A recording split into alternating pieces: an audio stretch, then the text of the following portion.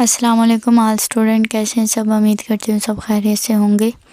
Final term की preparation करने जा रहे हैं और आज का हमारा सब्जेक्ट है MT 631, जिसका पार्ट नंबर 1 हम आज करेंगे। हम फाइनल टर्म की प्रिपरेशन में सब्जेक्टिव पार्ट करेंगे, जिसमें आपके शॉर्ट, लॉन्ग और ओवरऑल सारे कंसेप्ट आ जाते हैं फाइनल टर्म के। अगर तो आप मेरे चैनल पर नए हैं, चैनल को सब्सक्राइब कर दीजिएगा। मैथ के किसी और सब्जेक्ट की भी प्रिपरेशन करना चाहते हैं तो मेरे इसी चैनल पे काफ़ी सब्जेक्ट्स की वीडियोस अपलोड हैं। मुझे उम्मीद है अगर आप वो वीडियोस को देखते हैं तो आपका 100% पेपर जो है ना वो अच्छे से कवर हो जाएगा। फर्स्ट क्वेश्चन है हमारा, define linear function. Linear function is a function of the form, जो कि लिखा होता है f × x plus mx plus b। अब कहते हैं फॉर एग्जांपल ये तो एक जनरल फॉर्म लिखी हुई है, इसकी जगह 2x प्लस 5b आ जाता है तो फिर भी ये लीनियर फंक्शन ही होगा। अब इसके अंदर अगर हम देखें जो x के साथ जैसे है, इधर m है या 2 है, इनमें से ये m और 2 यहाँ से हम इस चीज़ को देखते हैं, जो हमारा 2 है वो और 5 जो है वो कांस्टेंट वैल्यू है। अगर हम इस इक्वेशन के अकॉर्डिंग देख रहे हैं, m और b जो है वो कांस्टेंट वैल्यू है। अब मज़ीद अगर इसकी रिप्रेजेंटेशन देख, m जो है वो स्लोप को रिप्रेजेंट करेगा और b जो है वो y इंटरसेप्ट पे उसी इक्वेशन का एक ग्राफ जो है वो ड्रा करेगा और वो ग्राफ भी स्ट्रेट लाइन का होगा, ठीक है। उसमें कर्व वाली कोई लाइन जो है ना वो कर्व वाला ग्राफ को रिप्रेजेंट नहीं करेगा बल्कि स्ट्रेट लाइन से रिप्रेजेंट करेगा ग्राफ के अंदर। क्वेश्चन नंबर 2 है हमारा, define the function maxima and minima. अब आपने बताना है कि हमारा फंक्शन कब मैक्सिमम होता है, कब मिनिमम होता है। कह रहे फॉर एग्जांपल हमारे पास सबसे पहले आपको पता होना चाहिए इंटरवल क्या है। इंटरवल वो होता है जिसके अंदर आपके पास 2 वैल्यूज़ होती हैं, एक तो x एक्सिस पे वैल्यू होती है और एक y एक्सिस पे वैल्यू होती है और इनके दरम्यान अगर कॉमा है तो ये इंटरवल को रिप्रेजेंट कर रहे हैं। अब ए इंटरवल के अंदर जो हाईएस्ट वैल्यू होगी फंक्शन की वो होगा, वहाँ होगा हमारा फंक्शन मैक्सिमम। अब इंटरवल के अंदर जो मिनिमम वैल्यू होगी, जो मतलब लोएस्ट वैल्यू होगी फंक्शन की इंटरवल के अंदर, तो वो वहाँ हमारा फंक्शन मिनिमम होगा। अब कहता है ऐसा पॉइंट भी आ जाता है जहाँ हमारी इंटरवल जो है ना वो 0 0 आ जाते हैं, मतलब अनडिफाइन हो जाता है, तो हम कहेंगे कि फंक्शन का ये पॉइंट जो है वो क्रिटिकल पॉइंट है। मुझे उम्मीद है क्वेश्चन नंबर 2 की आपको अच्छे से समझ आ गई होगी। क्वेश्चन नंबर 3 के अंदर है आपके पास रीमन सम और रीमन इंटीग्रल इन Rn। रीमन सम क्या होता है, फॉर एग्जांपल हमारे पास कोई भी इंटीग्रल फंक्शन है, जब उसे हम डिवाइड करते हैं अपनी डोमेन पे, तो डोमेन पे डिवाइड करने के बाद हमारे कुछ स्मॉल सब ओरिजिन्स आ जाते हैं। अब कह रहे हैं हम सम कर रहे हैं फंक्शन की वैल्यूज़ को किसी एक पॉइंट पे, जो उसके स्मॉल सब ओरिजिन्स आ गए थे, किसी एक पॉइंट पे जब हमने सम कर रहे हैं और मल्टीप्लाई करते हैं अपने वॉल्यूम के साथ तो हमारे पास रीमन सम आ जाता है। रीमन इंटीग्रल Rn क्या होता है, रीमन इंटीग्रल Rn फॉर एग्जांपल कोई भी इंटीग्रल फंक्शन है, जब हमने उसे डिवाइड किया था डोमेन के ऊपर तो हमारे स्मॉल सब ओरिजिन्स आ गए थे। अब कह रहे हैं इन्हीं स्मॉल सब ओरिजिन्स के पे हम मतलब ऑल पार्ट्स पे डोमेन के लिमिट्स अप्लाई कर रहे हैं और लिमिट वहाँ एग्जिस्ट भी करती है, मतलब कुछ वैल्यूज़ भी आपको देती हैं, तो जो वो वैल्यूज़ देगी वो हायर डिमेंशन की वैल्यू होंगी। क्वेश्चन नंबर 4 पे आ जाते हैं। क्वेश्चन नंबर 4 पे है, शो डैट दी फंक्शन। आपको एक दिया गया है, कह रहा है डिफरेंशिएट करना है आपने उसको x और y पॉइंट पे। हम देखते हैं कि अपने फंक्शन का डेरिवेटिव कैसे लेते हैं। डेरिवेटिव का कुछ कंसेप्ट आपको याद होना चाहिए। हमारा फंक्शन बेसिकली ये है, अगर तो हम x पे ले रहे हैं तो x की जो पावर है वो शुरू में आ जाएगी और उन्हीं में से एक को माइनस कर देंगे। अगर फॉर एग्जांपल इसकी पावर शुरू में आई तो 2x आ जाएगा और इसी में से जब 2 में से 1 को माइनस करोगे तो आपका आंसर जो है ना x की पावर 1 बच जाएगा। तो मतलब 2x वाला कॉन्सेप्ट आपका क्लियर हो गया।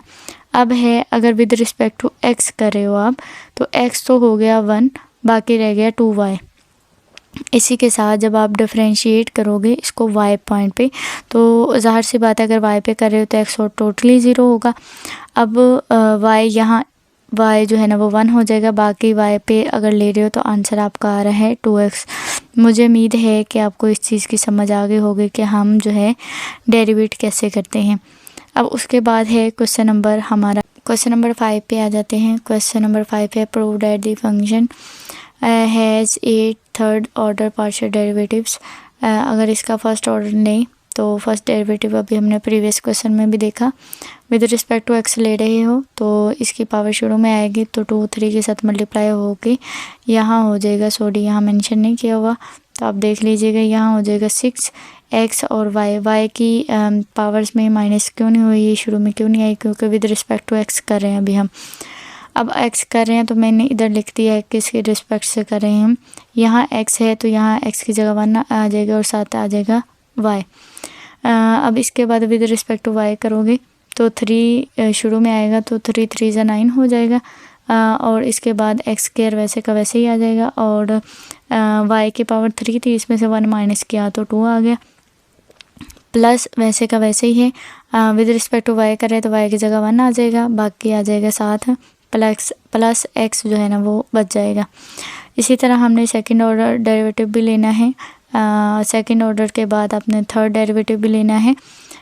आपको स्क्रीन पे इसका आंसर शो हो रहा होगा। अब आपने इसकी प्रैक्टिस खुद करनी है। ओवरऑल आपको डेरिवेटिव का कंसेप्ट समझ आ गया होगा। क्वेश्चन नंबर 6 पे आ जाते हैं। कह रहा है कैलकुलेट करना है partial f into x over partial phi. अब इसका एक मेन फार्मूला है जो आपको आना चाहिए। इसका फार्मूला बेसिकली कुछ इस तरह है। अगर आपने पार्शियल फंक्शन और पार्शियल फाई जो है ना वो फाइंड करना है तो वो है हमारे पास पार्शियल फंक्शन और इसके साथ है फाई को मल्टीप्लाई करना है। अब हमारे पास फंक्शन किसके इक्वल है, अगर हम क्वेश्चन के अंदर देखें तो फंक्शन है हमारा इस तरह कुछ, मतलब अगर डेरिवेटिव लेके लिख रहे हैं तो हमारा फंक्शन कुछ इस तरह आएगा ओवर की फॉर्म में 1 + x + y + z। और क्वेश्चन के अंदर बाय मिस्टेक यहाँ x आना था और उधर z लिखा गया है।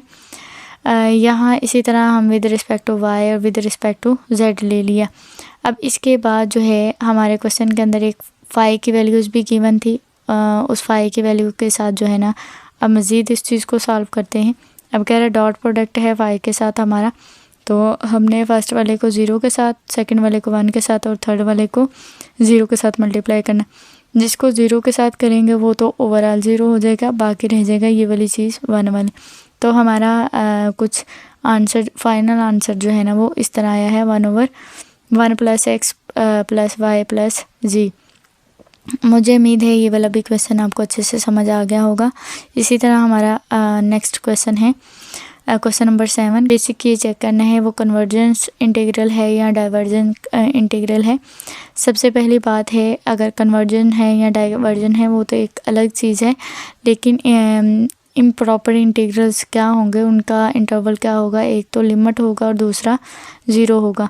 कहते हैं अगर हम इन्हीं 2 इंटरवल्स के साथ किसी भी फंक्शन के अंदर पुट करते हैं और हमें वो कुछ वैल्यूज़ देगा, जब वो वैल्यूज़ देगा तो वो कन्वर्जेंस होगा। अगर वो 0 हो जाता है हमारा फंक्शन तो वो हमारा फंक्शन बेसिकली फंक्शन जो है वो डाइवर्जेंस होगा, मतलब इंटीग्रल डाइवर्जेंस होगा। इस तरह हमारा आंसर है इंटीग्रल कन्वर्जेंस नियर x 0 हो आपके पास तो डाइवर्जेंस जो है ना x अप्रोच कर रहा है फाइनाइट को because of the solid decay of the term 1/x। Therefore the integral divergence कि हमारे पास अगर x ही 0 हो गया तो आपके पास ओवरऑल वैल्यू जो है ना यहाँ टोटल फंक्शन 0 हो जाएगा, अनडिफाइन होगा तो वो डाइवर्जेंस होगा। क्वेश्चन नंबर 8 में है if r is degenerate then prove by using the definition of Riemann integral if f is bounded on r। तो सबसे पहली बात है कि अगर r हमारे पास डीजेनरेट है और इसमें एरिया जो है वो 0 है तो by according to Riemann sum definition इसमें ai जो होगा डेल्टा ai जो होगा वो भी 0 होगा ऑल ओरिजिन्स पे। तो हम कह सकते हैं कि जो हमारा इंटीग्रल है r का f इंटू एक्स डी जो वो ऑलरेडी 0 हो जाएगा। सिंपल सी बात है, अगर a 0 है एरिया 0 है तो समझे आपका ऑल फंक्शन जो है वो 0 के इक्वल होगा, इंटीग्रल 0 के इक्वल होगा। क्वेश्चन नंबर 9 पे आ जाते हैं। If a non empty subset S of Rn is both open and close then S is equal to Rn। If S is both open and closed in Rn, it must be Rn itself। तो question number 9 के अंदर आपको कह रहा है आपने basic बताना है कि S अगर ओपन है या क्लोज है तो Rn पे क्या इफ़ेक्ट्स होते हैं। एस अगर ओपन है तो उसके सारे के सारे पॉइंट जो है ना वो एग्जिस्ट करेंगे उसके नेबरहुड पे, ठीक है। अगर एस क्लोज है तो उसका मतलब है वो कंप्लीट ओपन है और उसके जो सारे के सारे एलिमेंट्स हैं वो उसकी बाउंड्री पॉइंट पे लाई कर रहे हैं। क्वेश्चन नंबर 10 है हमारा define a locally integrable function, और इसके बाद उसने आपको एक एग्जांपल भी दी है कि अगर आपका ये फंक्शन है तो आपने ये चेक करना है कि ये लोकली इंटीग्रेबल है इस पॉइंट पे कि नहीं है। तो पहले देख लेते हैं लोकली इंटीग्रेबल फंक्शन क्या होता है। कहते हैं इंटीग्रेबल के एवरी इम्पैक्ट जो होता है सब इंटरवल का वो डोमेन्स पे होता है। अगर इसकी एग्जांपल को देखा जाए तो एग्जांपल जो उसने आपको दी है, जैसे फंक्शन है log x और उसका इंटरवल है 0 और 1। अब कह रहा है जो इंटीग्रेबल है वो फाइनाइट है। उसकी रीज़न ये है जब हम उस पर लिमिट अप्लाई करते हैं तो आंसर हमारा फाइनाइट्स ही आता है। तो फाइनाइट का मतलब होता है कि वो डाइवर्ज कर रही है क्योंकि कोई पॉइंट में आंसर नहीं दे रही। लोकली इंटीग्रेबल है ऑन 0 और 1 पे। तो मुझे उम्मीद है पार्ट नंबर 1 जो है ना वो आपको अच्छे से समझ आ गई होगी। मिलते हैं नेक्स्ट वीडियो में। अपना बहुत सा ख्याल रखिएगा। Take care. अल्लाह हाफिज़।